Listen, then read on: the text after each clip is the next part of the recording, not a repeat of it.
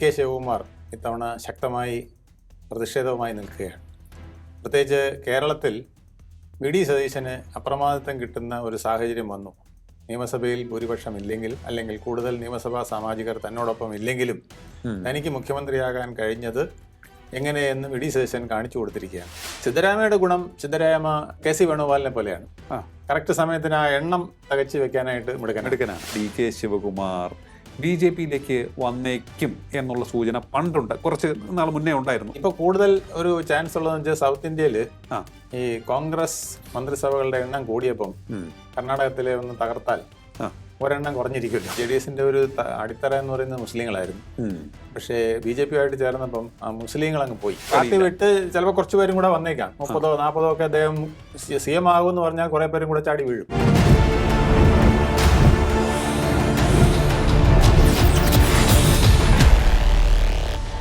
നമസ്കാരം, ടോക്കിംഗ് പോയിന്റിലേക്ക് സ്വാഗതം. കർണാടക കോൺഗ്രസ് ഭരിക്കുന്ന സംസ്ഥാനമാണ്. അവിടെ സിദ്ധരാമയ്യയാണ് മുഖ്യമന്ത്രി. പക്ഷേ കെ ശിവകുമാറിന് 2.5 വർഷത്തിന് ശേഷം മുഖ്യമന്ത്രി പദം നൽകാമെന്ന് പറഞ്ഞ് നീട്ടിക്കൊണ്ടുപോവുകയാണ്. ഇപ്പോഴും അദ്ദേഹം മുഖ്യമന്ത്രി കസേരയ്ക്ക് വേണ്ടി ഇപ്പോൾ ക്ലെയിം ശക്തമായി ഉന്നയിച്ചിരിക്കുന്നു എന്നുള്ളതാണ് നമുക്കറിയാൻ കഴിയുന്നത്. പക്ഷേ അത് കൊടുക്കുവാൻ കോൺഗ്രസ് തയ്യാറല്ല എന്നാണ് നമുക്ക് ഏറ്റവും ഒടുവിൽ ലഭിക്കുന്ന റിപ്പോർട്ട്. അങ്ങനെയാണെങ്കിൽ കെ ശിവകുമാർ നിലപാട് കടുപ്പിച്ച് പുറത്തേക്ക് പോകാൻ സാധ്യതയുണ്ടെന്നാണ് കേൾക്കുന്നത്. പോകുന്നത് എങ്ങോട്ടായിരിക്കും? BJP പാളയത്തിലേക്കാണോ? നേരത്തെ BJP നേതാക്കളുമായി അദ്ദേഹം അക്കാര്യം സംബന്ധിച്ച് സംസാരിച്ചിരുന്നതുമാണല്ലോ. പരിശോധിക്കാം നമുക്ക്. കർണാടക കോൺഗ്രസ് ഭരിക്കുന്ന ചുരുക്കം ചില സംസ്ഥാനങ്ങളിലൊന്ന്. അവിടെ കോൺഗ്രസ് സർക്കാർ നിലം പതിക്കുമോ? നമ്മോടൊപ്പം ചേരുന്നു രാഷ്ട്രീയ നിരീക്ഷകൻ അഡ്വക്കേറ്റ് വേണുഗോപാൽ MS. നമസ്കാരം സർ, ടോക്കിംഗ് പോയിന്റിലേക്ക് സ്വാഗതം. നമസ്കാരം. കർണാടകയിൽ വീണ്ടും പുകയുകയാണല്ലോ കോൺഗ്രസിനുള്ളിൽ. ഇക്കുറി പ്രശ്നങ്ങൾ ഗുരുതരമാകാനുള്ള സാധ്യതയുണ്ടോ? വളരെ ഗുരുതരമാകാനുള്ള സാധ്യതയുണ്ട്. കാരണം കെ ശിവകുമാർ ഇത്തവണ ശക്തമായി പ്രതിഷേധവുമായി നിൽക്കുകയാണ്. പ്രത്യേകിച്ച് കേരളത്തിൽ വി സതീശന് അപ്രമാദിത്വം കിട്ടുന്ന ഒരു സാഹചര്യം വന്നു. നിയമസഭയിൽ ഭൂരിപക്ഷം ഇല്ലെങ്കിലും, അല്ലെങ്കിൽ കൂടുതൽ നിയമസഭാ സാമാജികർ തന്നോടൊപ്പം ഇല്ലെങ്കിലും തനിക്ക് മുഖ്യമന്ത്രിയാകാൻ കഴിഞ്ഞത് എങ്ങനെയെന്ന് വി സതീശൻ കാണിച്ചു കൊടുത്തിരിക്കുകയാണ്. അപ്പോൾ കെ ശിവകുമാറും ഇതിന് പറ്റിയ ആളാണ്. തെരുവ് ഷോയ്ക്കൊക്കെ നല്ല മിടുക്കനാണ്. അപ്പോൾ വേണ്ടി വന്നാൽ എനിക്കും അത്തരം തെരുവ് ഷോകളൊക്കെ കാണിക്കാൻ കഴിയും. കർണാടകയിൽ ഒരു ജനങ്ങളുടെ കൈയടി നേടാൻ കഴിയും. ജനങ്ങളുടെ കൈയടി നേടാൻ പണ്ടേ അതങ്ങനെയാണ്. 2020 അതിൽ അദ്ദേഹം KPC പ്രസിഡന്റായിട്ട് വന്നു. 2023 ഇലക്ഷൻ്റെ ചുക്കാൻ പിടിച്ചത് അദ്ദേഹമാണ്. ശരിക്കും വിജയത്തിൻ്റെ ശില്പി അദ്ദേഹമാണ്. എല്ലാ മണ്ഡലങ്ങളിലും കറങ്ങി ജനങ്ങളുടെ കൈയടി വാങ്ങി വിജയം നേടിയത് അദ്ദേഹമാണ്. തീർച്ചയായിട്ടും അദ്ദേഹത്തിന് ആദ്യത്തെ മുഖ്യമന്ത്രി കിട്ടും എന്ന് തന്നെയാണ് അദ്ദേഹം പ്രതീക്ഷിച്ചിരുന്നത്. അപ്പോഴാണ് ഹൈക്കമാൻഡ് ഒരു നിർദ്ദേശം വെച്ചത്, ഇത്തവണത്തേക്ക് സിദ്ധരാമയ്യക്ക് ഒരു ചാൻസ് കൊടുക്കണം, 2.5 വർഷം. പക്ഷെ 2.5 വർഷം ഒന്നും എഴുതിയൊന്നും കൊടുത്തിട്ടില്ല, അതാണ് പ്രശ്നം. അപ്പോൾ സിദ്ധരാമ ഇപ്പോൾ ഇതൊന്നും അറിഞ്ഞുകൂടാത്ത പോലെയാണ്. ഡൽഹി വന്നപ്പോഴും അദ്ദേഹം പറയുന്നത്, എന്തിനെന്നെ ഇവിടെ വിളിച്ചു എന്ന് അറിയില്ല, ഞാനിങ്ങ് വന്നു, ഇനി എന്താ അവർ പറയുന്നത് കേൾക്കാം എന്നുള്ള മട്ടിലാണ്. സിദ്ധരാമയ്യ വളരെ ഒരു സൂത്രശാലിയാണെന്ന് തോന്നുന്നു. അതെ, 2.5 വർഷം ആയപ്പോൾ പറഞ്ഞു ഒരു 6 മാസം കൂടെ എനിക്ക് വേണം, അങ്ങനെയല്ലേ പറഞ്ഞത്? കാരണം എനിക്ക് കർണാടകത്തിൽ ഏറ്റവും കൂടുതൽ നാൾ മുഖ്യമന്ത്രി ആയിരുന്ന ആളുടെ റെക്കോർഡ് എനിക്ക് സ്വന്തമാക്കണം, തകർക്കണം, എനിക്ക് സ്വന്തമാക്കണം അത്. അതെ, അപ്പോൾ ന്യായമായിട്ടും അത് തകർത്തോട്ടെ വിചാരിച്ച്. അപ്പോൾ 6 മാസം കഴിഞ്ഞു. ഇപ്പോൾ വീണ്ടും പുതിയ ന്യായങ്ങളാണ് ഉദ്ദേശിക്കുന്നത് അദ്ദേഹം. കാരണം അദ്ദേഹം അവിടെ 36 മന്ത്രിമാരെ മറ്റുമുണ്ട്. അപ്പോൾ എല്ലാവരോടും പറഞ്ഞിരിക്കുന്നത്, ഓരോരുത്തർ 3-4 മന്ത്രിയെ വെച്ച് കയ്യിൽ വെച്ചോണം, ഇല്ലെങ്കിൽ നിനക്കൊന്നും എൻ്റെ മന്ത്രിസഭയിൽ ഒരു സ്ഥാനവും കാണില്ല. ഒരു 3 മന്ത്രിയല്ല, 3 MLA-മാർ വെച്ച്, 3 MLA-മാർ വെച്ചെങ്കിലും നിങ്ങൾ കയ്യിൽ വെച്ചോണം. അതല്ലെങ്കിൽ ഞാൻ പരിഗണിക്കുന്ന പ്രശ്നമില്ല, എടുത്തു കളയും. അപ്പം അതുകൊണ്ട് അദ്ദേഹം ആളെ കൂട്ടുന്നതിൽ വലിയ വിദഗ്ധനാണ്. അല്ലാതെ തന്നെ അദ്ദേഹത്തിന് ഒരു സെറ്റപ്പ് ഉണ്ട്. പിന്നെ മന്ത്രിമാരെ കൊണ്ട് കൂടെ ഒരു കടിഞ്ഞാൻ ഇട്ട് ബഹുഭൂരിപക്ഷം കോൺഗ്രസിന്റെ നിയമസഭാ കക്ഷി അംഗങ്ങളും തന്നോടൊപ്പമാക്കി നിർത്തിയിട്ടുണ്ട്. അപ്പോൾ ഈ വളരെ തുച്ഛമായ MLA-മാരുടെ അടുത്ത് 20 താഴെ. ഓക്കെ, നമുക്ക് കെ ശിവകുമാറിലേക്ക് പോകുന്നതിന് മുമ്പ് സിദ്ധരാമയ്യയുടെ 1-2 കാര്യങ്ങൾ പറയണമെന്ന് തോന്നുന്നു. അദ്ദേഹം കളിക്കുന്ന പൊളിറ്റിക്സ് എന്ന് പറയുന്നത് ഒരു വ്യത്യസ്തമായ പൊളിറ്റിക്സ് ആണെന്ന് തോന്നുന്നു. ഒരു OBC, അതിനോടൊപ്പം തന്നെ മുസ്ലിങ്ങൾ, അത്തരത്തിലുള്ള കുറുബ സമുദായം അത്ര വലിയ സമുദായമൊന്നും അല്ല, അവിടെ അംഗബലം കൊണ്ട് വലുതല്ല എങ്കിൽ അദ്ദേഹം കളിക്കുന്നത് ഇത്തരത്തിലുള്ള പൊളിറ്റിക്സ്. അദ്ദേഹത്തിന്റെ സമുദായത്തിനുള്ള ഗുണം എല്ലാ മണ്ഡലത്തിലും ഒരു 8,000-10,000 വോട്ട് കുറുബ സമുദായത്തിനുണ്ട്.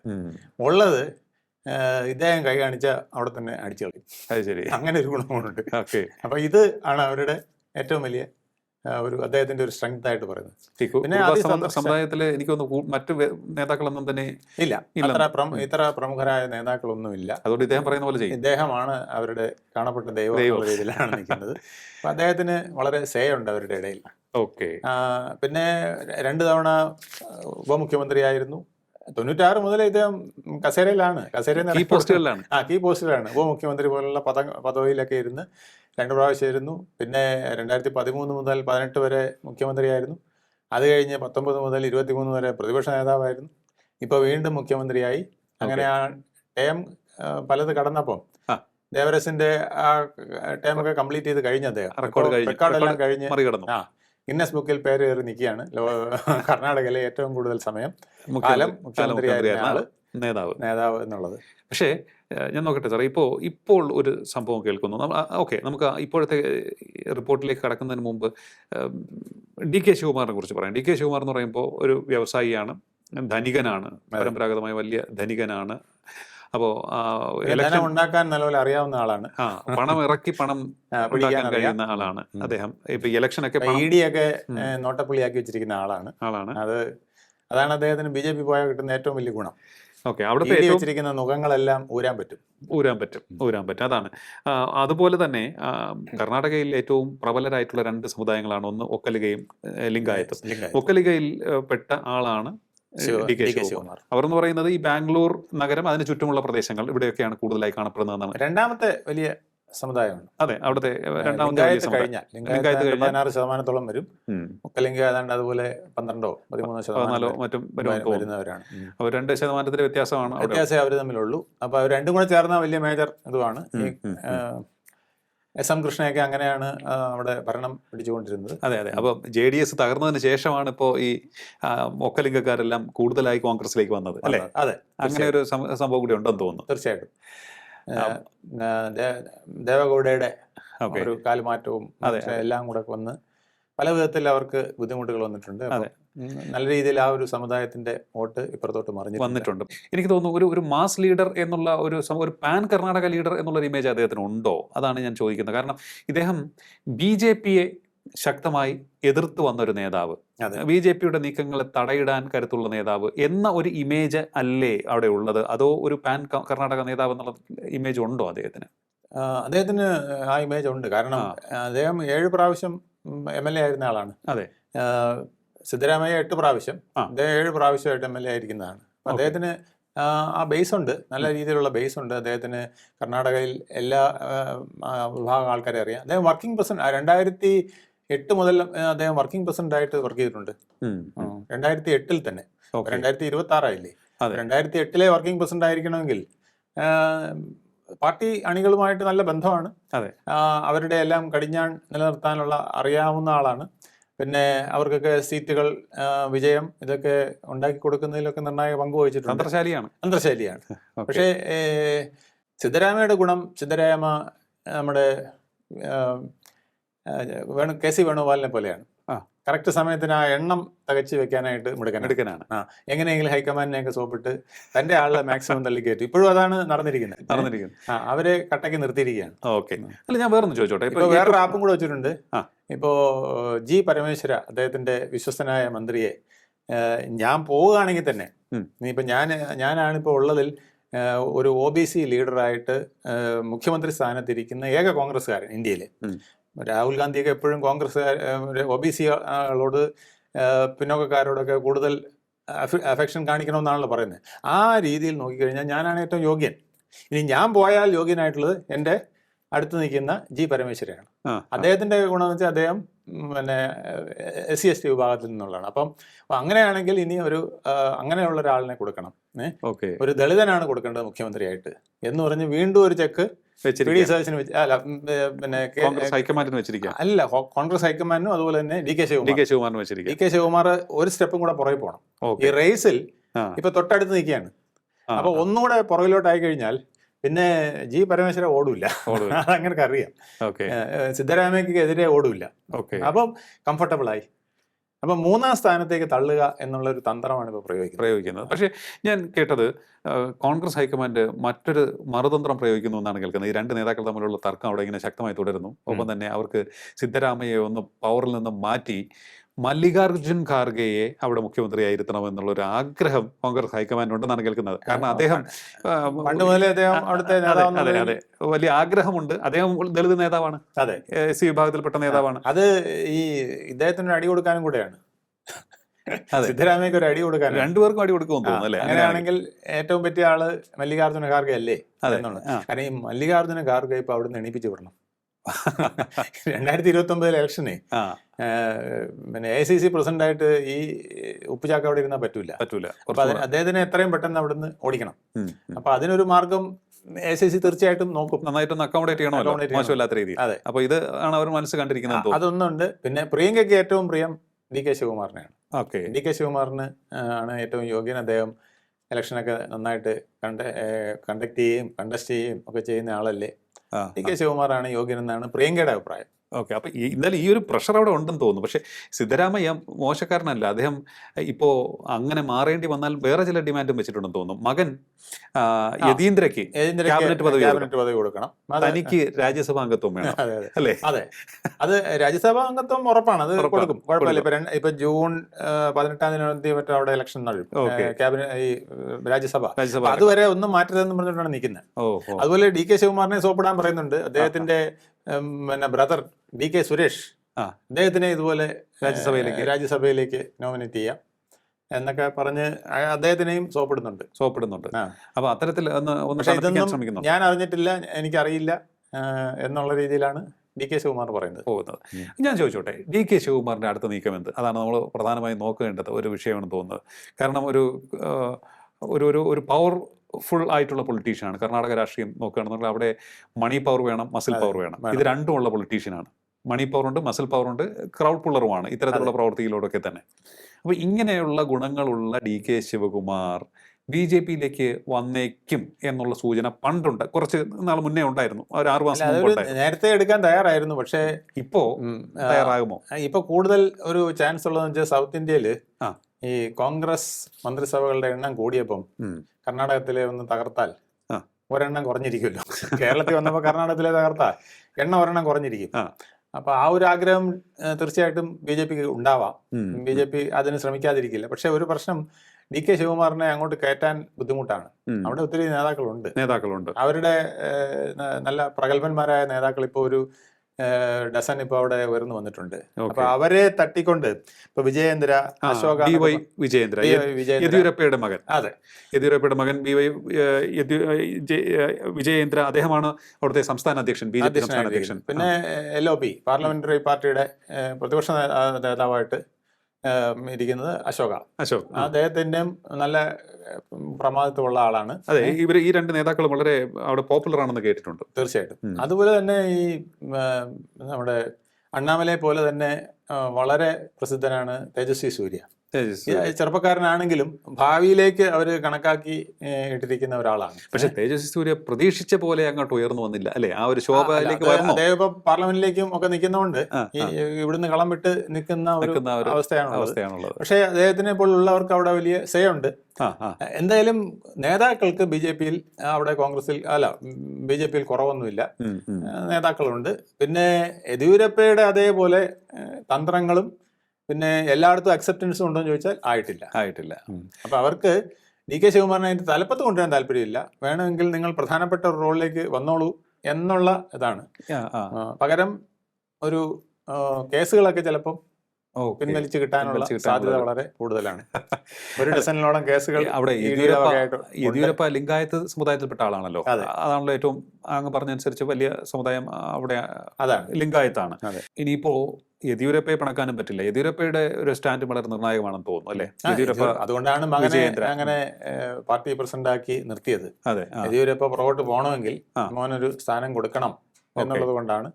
അവിടുത്തെ ഒരു സ്റ്റാൽവേർട്ടാണല്ലോ. കാരണം BJP-ക്ക് പലയിടത്തും സീറ്റ് ഒരു കർണാടക പോലൊരു സ്റ്റേറ്റ് പിടിച്ചത് മറ്റു പലയിടത്തും കിട്ടാതിരുന്ന ഒരു കാലത്താണ്. അപ്പൊ യെദ്യൂരപ്പയെ കളയാനൊക്കില്ല. യെദ്യൂരപ്പ അവിടുത്തെ ഒരു വലിയ ആൽമരം തന്നെയാണ്.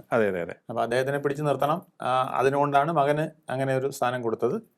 തീർച്ചയായിട്ടും അവിടെ ആ വിധത്തിലുള്ള ചില സമവാക്യങ്ങൾ നിലവിലുണ്ട്. ഓക്കെ. അപ്പോൾ ഞാൻ ചോദിച്ചോട്ടെ, ഈ BJPയുടെ അവിടുത്തെ വളർച്ച എനിക്ക് തോന്നുന്നു യെദ്യൂരപ്പ എന്നുള്ള നേതാവുണ്ട്. അദ്ദേഹം പക്ഷേ എപ്പോൾ വേണമെങ്കിലും എന്തും തീരുമാനമെടുത്തേക്കാം. ഒരു അടിയുറച്ച ഒരു RSS ശൈലിയിലുള്ള ഒരു BJP നേതാവായി വന്ന ആളല്ല. RSS ലൈനിലൂടെ വന്ന ആളല്ല. അല്ല. പക്ഷേ RSSന്റെ കാര്യത്തിൽ അവിടെ വളരുന്നത് എനിക്ക് തോന്നുന്നു വടക്കൻ കർണാടക ആ മേഖലയിലാണെന്ന് തോന്നുന്നു. ആ ഒരു കോസ്റ്റൽ ഏറ്റവും കൂടുതൽ കർണാടക സ്ട്രെങ്ത് ഏരിയ. അവർക്ക് ആ ഏരിയയിലാണ് BJPക്ക് RSSകാരുടെ ഇടയിൽ ഉള്ളത്. പക്ഷെ അതൊന്നുമല്ല, അവിടെ ഈ കാസ്റ്റ് തന്നെയാണ് അവിടുത്തെ മുഖ്യം. അവിടെ കാസ്റ്റാണ് ഏറ്റവും കർണാടകത്തില് പ്രധാനപ്പെട്ട ഒരു ഇതെല്ലാത്തിനും ഉപരി കാസ്റ്റാണ്. ഉം. അതാണ് യെദ്യൂരപ്പയ്ക്ക് ഇത്രയും പ്രാമാണ്യം കിട്ടാൻ കാര്യം. ഓക്കെ. ലിംഗായത്തുകളുടെ ഒരു സപ്പോർട്ട്. ഇപ്പൊ ഈ ലിംഗായത്തുകൾ കൂടുതൽ ഇങ്ങോട്ട് വന്നിട്ടുണ്ട്. ആ. കാരണം ഈ പിന്നെ കോൺഗ്രസിന്റെ കൂടെ നിൽക്കുന്നത് ആ. ഒക്കലിംഗക്കാരും അതുപോലെ തന്നെ ഈ പിന്നെ കുറുവ സമുദായത്തിന്റെ ആൾക്കാരും ഒക്കെ ആയതുകൊണ്ട് ലിംഗായത്തുകൾ കൂടുതലായിട്ട് ഇപ്പൊ BJPയിലേക്ക് ആഭിമുഖ്യം കാണിച്ചിട്ടുമുണ്ട്. ഓക്കെ. ഇപ്പോൾ ആകെ അവിടെ നോക്കുകയാണെന്നുണ്ടെങ്കിൽ, അവിടുത്തെ പൊളിറ്റിക്കൽ സിറ്റുവേഷൻ നോക്കുകയാണെന്നുണ്ടെങ്കിൽ, തദ്ദേശ തെരഞ്ഞെടുപ്പ് അടുത്ത് വരികയാണ്. അവിടെ എന്തെങ്കിലുമൊക്കെ തന്നെ ഉള്ള നീക്കുപോക്കുകൾക്കുള്ള സാധ്യത കാണുന്നുണ്ടോ? ഈ തദ്ദേശ തെരഞ്ഞെടുപ്പിൽ എല്ലാവരും സ്കോർ ചെയ്യാൻ ശ്രമിക്കുമല്ലോ. പ്രത്യേകിച്ച് കോൺഗ്രസിന് അതൊരു അഭിമാന പോരാട്ടമാണ്. കാരണം സംസ്ഥാനം ഭരിക്കുന്ന പാർട്ടി പിന്നിലേക്ക് പോകാൻ പാടില്ല. BJP ഇൻട്രോഡ്സ് ഉണ്ടാക്കാൻ ശ്രമിക്കുന്ന അവർക്ക് ഇപ്പം JDS അവരുടെ കൂടെയാണ്. JDS വളരെ ശക്തമായിട്ട് അവരവിടെ നിൽക്കുന്നുണ്ട്. അപ്പോൾ പക്ഷേ JDSന്റെ ഒരു അടിത്തറ എന്ന് പറയുന്നത് മുസ്ലിങ്ങളായിരുന്നു. പക്ഷേ BJPയുമായിട്ട് ചേർന്നപ്പം ആ മുസ്ലിങ്ങൾ അങ്ങ് പോയി. മുസ്ലിങ്ങൾ വലിയൊരു വിഭാഗം അങ്ങ് പോയി. ഈ നമ്മുടെ മാംഗ്ലൂർ മുതൽ അങ്ങോട്ട് ഉള്ള കുറേ തെക്കൻ പ്രദേശത്തുള്ള മുസ്ലിങ്ങൾ ഈ BDSൽ പിന്നെ ദേവഗൗഡയുടെ പാർട്ടിയിൽ നിന്നങ്ങ് പോയി. ഓക്കെ. ഓക്കെ. അപ്പൊ അത് അവർക്ക് കുമാരസ്വാമിക്ക് അതിനെ പിടിച്ചു നിർത്താൻ സാധിച്ചില്ല. അത് കഴിഞ്ഞിട്ടില്ല. ബോധ്യപ്പെടുത്താൻ സാധിച്ചില്ലെന്ന് തോന്നുന്നു. അതെ, JDSന് ആ ഒരു പ്രശ്നമുണ്ട്. പക്ഷെ അവർക്ക് ആവശ്യത്തിന് പിന്തുണ ഇപ്പോഴും ഉണ്ട്. ഒക്കലിംഗയിലും ഒക്കെ അവർക്ക് നല്ല പിന്തുണയുള്ള വിഭാഗങ്ങളാണ്. അപ്പൊ ഇത് രണ്ടും കൂടെ ചേരുമ്പോൾ അതാണ് BJP എനിക്ക് തോന്നുന്നു BJPക്ക് ശ്രമിക്കുന്ന അതാണ്, രണ്ടുപേരെയും ഒരുമിച്ച് നിർത്തുക. പിന്നെ ഈ കുറുവാ സമുദായത്തിന് പറ്റിയ കുറെ സ്ഥാനാർത്ഥികളെ കൊടുത്താൽ മതി. അവരതാണ് ഇപ്പം മെയിനായിട്ട് ഉദ്ദേശിക്കുന്നത്. ഓക്കെ. നമ്മളിപ്പോ കുറുവാ സമുദായം എല്ലായിടത്തും ഉണ്ട്. അവർക്ക് പറ്റിയ സ്ഥാനാർത്ഥികളെ അതിന്റെ ഇടയിൽ നിന്ന് കുറച്ചുപേരെ പൊക്കി കൊടുത്തു കഴിഞ്ഞാൽ അവരും ഹാപ്പി ആവും. ഞങ്ങൾക്ക് ഒരു സിദ്ധരാമയ്ക്ക് പകരം ഞങ്ങള് 10 ഭാവി സിദ്ധരാമയെ തന്നേക്കാന്ന് പറഞ്ഞാൽ പിന്നെ തീർന്നു. അപ്പൊ അവിടെ അതാണ് ആ വിധ പൊളിറ്റിക്സ് കളിക്കുന്നതിന് BJP വളരെ സമർത്ഥന്മാരാണ്. ആരും അധികം ശ്രദ്ധിക്കാത്ത, എന്നാൽ സമുദായത്തിൽ നല്ല വേരുള്ള കുറെ പേരെയും പൊക്കിയെടുക്കും. എന്നിട്ട് അവർക്ക് അങ്ങ് സീറ്റ് കൊടുക്കും. ചെറുപ്പക്കാരായിരിക്കും, ചിലപ്പോൾ സ്ത്രീകളായിരിക്കും, ചിലപ്പം സമുദായത്തിന്റെ നേതാവായിട്ട് അവിടെയൊക്കെ പ്രവർത്തിച്ചുകൊണ്ടിരിക്കുന്ന ആളായിരിക്കും. പെട്ടെന്നൊരു ദിവസം അയാൾക്ക് പിടിച്ച് സീറ്റ് കൊടുക്കുമ്പം ജനങ്ങളെ പോവും. അപ്പൊ ആ സമുദായത്തിന്റെ മുഴുവൻ വോട്ട് ആ വിധത്തിൽ നേടാൻ കഴിയും. അതുകൊണ്ട് BJP അവിടെ തങ്ങൾക്ക് വലിയ ആളൊന്നും വേണമെന്നുള്ള അഭിപ്രായം ഇല്ല. പിന്നെ DK ശിവകുമാർ പോന്നാൽ അവിടുത്തെ സ്ട്രെങ്ത് കുറയും. കോൺഗ്രസ് വളരെ വീക്കൻ ചെയ്തു പോകും. അതാണ് അവരുടെ ഏറ്റവും വലിയ തന്ത്രം. DK ശിവകുമാറിനെ കളയാതിരിക്കണം എന്ന് ആഗ്രഹിക്കുന്നത് അതുകൊണ്ടാണ്. ഓക്കെ. തിരിച്ച് മുഖ്യമന്ത്രിയായിട്ട് അദ്ദേഹത്തിന് കൊടുക്കാനുള്ള ചാൻസ് കുറവാണ്. പിന്നെ അദ്ദേഹത്തിന് അതിനുള്ള സ്ട്രെങ്തും കിട്ടുമെന്ന് അറിഞ്ഞുകൂടാ. മുഖ്യമന്ത്രിയായിട്ട് ഇരിക്കണമെങ്കിൽ ഈ കോൺഗ്രസിൽ നിന്ന് എത്ര പേരെ അടർത്തിയെടുക്കും എന്നുള്ളത് പ്രശ്നമാണല്ലോ. ആ അടർത്തിയെടുക്കാനുള്ള ആൾ കിട്ടിയില്ലെങ്കിൽ പിന്നെ ഡിഫമേഷനൊക്കെ വന്ന് നാശമായി പോകാനാണ് സാധ്യത. സാറേ, ഒരു സാധ്യത ഇപ്പോൾ ഈ കുറി കൂടി മുഖ്യമന്ത്രി കസേര കിട്ടിയില്ല എന്നുണ്ടെങ്കിൽ DK ശിവകുമാർ ഏതെങ്കിലും തരത്തിലുള്ള ഒരു കടുങ്കൈ, അതിന് ആ കടും വെട്ടിന് ശ്രമം നടത്തിയേക്കുമോ? കാരണം നോക്കുമ്പോൾ 113 അബ്സല്യൂട്ട് മെജോറിറ്റിക്ക് വേണ്ടത് കർണാടകയിൽ. 135 എന്നുള്ള സേഫ് സോണിൽ നിൽക്കുകയാണ് കോൺഗ്രസ്. അതിൽ നിന്നും 30 പേരുമായി ഇദ്ദേഹം മറുവശത്തുള്ള NDA ക്യാമ്പിലേക്ക്, അവിടെ 89 ഇപ്പോൾ ഉള്ളതെന്നാണ് എനിക്ക് മനസ്സിലാക്കാൻ കഴിഞ്ഞിട്ടുള്ളത്. 66 BJPക്ക്, 19 JDSന്, 4 സ്വതന്ത്രർ. അപ്പോൾ അങ്ങനെ 89 ഉണ്ട്. 2 വരണം. ഓക്കെ.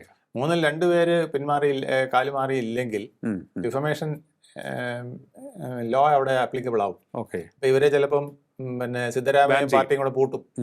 നിയമസഭയില് സ്പീക്കർ അവരുടെ കയ്യിലാണ് ഇരിക്കുന്നത്. അപ്പോൾ സിദ്ധരാമയ്യയുടെ പാർട്ടി അത് പൂട്ടും, ഇവരെ ഡിഫമേഷനിൽ തള്ളും. പിന്നെ അവരെ അവിടെ നിർത്തി ജയിപ്പിച്ച്, പണ്ട് യെദ്യൂരപ്പ അങ്ങനെയാണ് ചെയ്തത്, ഇപ്പുറത്തേക്ക് ചാടുന്നവരെ നിർത്തി ജയിപ്പിച്ച് കൊണ്ടുവരുന്ന ഒരു രീതി ഉണ്ടായിരുന്നു. പക്ഷെ അതിന് ഈ DK ശിവകുമാറിനോട് അത്ര ആളില്ല. 20 പേരാണ് ഉറപ്പായിട്ട് നിൽക്കുന്നത്. അവരും പാർട്ടിയിൽ നിന്ന് കാലുമാറാൻ പറഞ്ഞാൽ മാറുമോ എന്നുള്ളത് അറിയില്ല. പാർട്ടിയിലെ ഗ്രൂപ്പിൽ നിൽക്കും. ചിലപ്പോൾ അത് പാർട്ടി വിട്ട് ചിലപ്പോൾ കുറച്ച് പേരും കൂടെ വന്നേക്കാം. 30-40 ഒക്കെ അദ്ദേഹം CM ആകുമെന്ന് പറഞ്ഞാൽ കുറെ പേരും കൂടെ ചാടി വീഴും.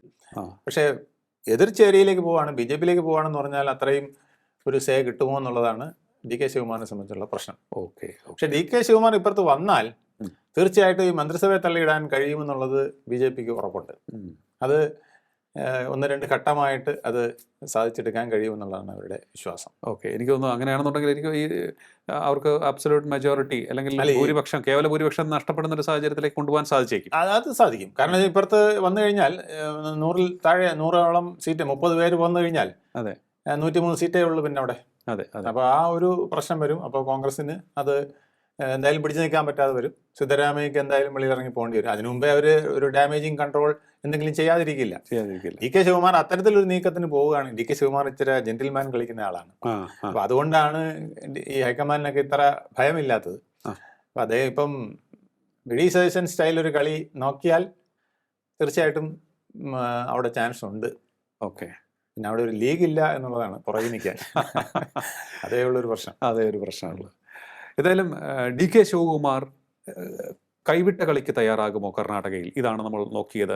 കണക്കുകൾ വെച്ച് നോക്കുകയാണെന്നുണ്ടെങ്കിൽ, അദ്ദേഹത്തിൻ്റെ രീതികൾ വെച്ച് പരിശോധിക്കുകയാണ് എന്നുണ്ടെങ്കിൽ സാധ്യത തുലവും കുറവാണ്. കാരണം അദ്ദേഹം ഒരു ജെന്റിൽമാൻ പൊളിറ്റീഷ്യൻ ആണ്. കാരണം അതാണ് നമ്മൾ കണ്ടിട്ടുള്ളത്. മസിൽ പവറുണ്ട്, മണി പവറുണ്ട്, ജനങ്ങളെ ഒപ്പം നിർത്താനുള്ള ഒരു കരിഷ്മയും ഒക്കെ തന്നെ ഉണ്ടെങ്കിൽ തന്നെയും അദ്ദേഹത്തിന് ഒരു പാൻ കർണാടക സപ്പോർട്ട് ഒരുപോലെ ഒപ്പം നിർത്തിക്കുവാൻ സാധിച്ചിട്ടില്ല ഇതുവരെയും. അദ്ദേഹത്തിൻ്റെ പാർട്ടിയിൽ നിന്നും കൂടുതൽ MLA-മാരെ അടർത്തി മാറ്റി, ഒരു 40-50 പേരെ അടർത്തി മാറ്റാൻ എന്നുള്ള ഒരു കഴിവും അദ്ദേഹത്തിന് നിലവിൽ ഇല്ല എന്നുള്ളതാണ് നമുക്ക് മനസ്സിലാക്കാൻ കഴിയുന്നത്. അവിടെയാണ് ഈ ചോദ്യം ഉയരുന്നത്, അദ്ദേഹം പാർട്ടി വിട്ട ഒരു ചാട്ടത്തിന് തയ്യാറാകുമോ എന്ന്. അത് സാധ്യതയുടെ കലയായ രാഷ്ട്രീയത്തിൽ കാത്തിരുന്ന് കാണേണ്ട ഒന്ന് തന്നെയാണ് എന്ന് മാത്രമേ നമുക്കിപ്പോൾ പറയാൻ സാധിക്കുകയുള്ളൂ. മറുവശത്ത് നിൽക്കുന്ന BJP നേരത്തെ കാണിച്ച ഉത്സാഹം എന്തായാലും ഇപ്പോൾ കാണിക്കില്ല എന്നാണ് നമുക്ക് ഗ്രൗണ്ട് റിപ്പോർട്ട് നിന്ന് നമുക്ക് വായിച്ചെടുക്കാൻ സാധിക്കുന്നത്. കാത്തിരുന്ന് കാണുക തന്നെ. കർണാടകത്തിൽ കോൺഗ്രസ് നിലം പതിക്കുമോ ഇല്ലയോ എന്ന്.